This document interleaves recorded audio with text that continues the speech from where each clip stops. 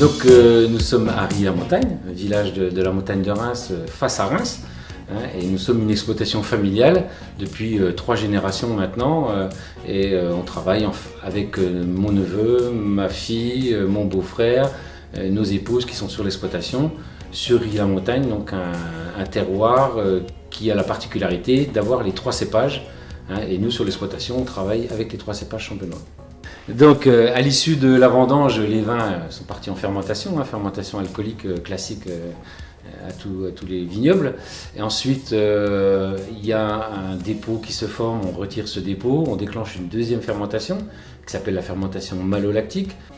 Et ensuite, à l'issue de ces fermentations, on va faire les dégustations de toutes les cuves de l'année, les blancs, les pinots noirs, les meuniers, les vins de réserve, les vins en fût, et on va faire nos assemblages pour déterminer quelle cuvée, dans quel vin on va mettre dans nos cuvées.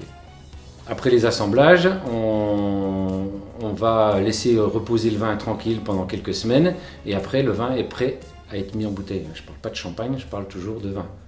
Et au moment où on va mettre le vin en bouteille, c'est-à-dire que là, on va rajouter du sucre et des levures, on va fermer avec une capsule type capsule de bière, et les levures qu'on a incorporées vont transformer le sucre en alcool avec dégagement de gaz carbonique, et c'est là que ça va devenir la magie du champagne.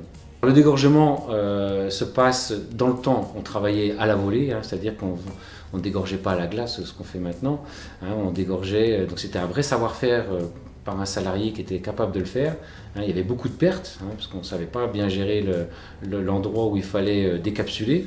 Donc maintenant, on utilise un bac à glace dans lequel on plonge la bouteille. Il y a un glaçon qui se forme, qui emprisonne les levures.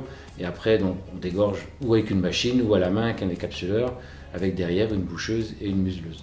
Donc au moment du dégorgement, on rajoute de la liqueur dite d'expédition, qui est faite à base de vieux vins de champagne vieillis en fût, auquel on rajoute du sucre, et pour faire le dosage du brut et du demi-sec.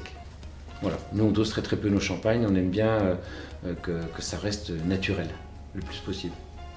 Donc à l'issue du tirage, les bouteilles sont descendues en cave pour les laisser reposer puis que les levures fassent leur travail, c'est-à-dire mangent le sucre, transforment le sucre en alcool.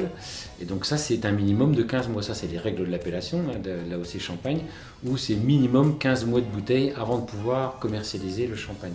Pour les millésimes, c'est minimum 3 ans. Donc la majeure partie de nos cuvées sont vieillies en cuve traditionnelle, enfin on vieillit entre guillemets parce qu'on les laisse jamais longtemps. Mais par contre les fûts, on en a 2 gros fûts et des petits muits qui permettent de vieillir les cuvées qui méritent, qu'on sent, qui peuvent s'améliorer encore en fût, mais on les utilise toujours en assemblage d'une année sur l'autre.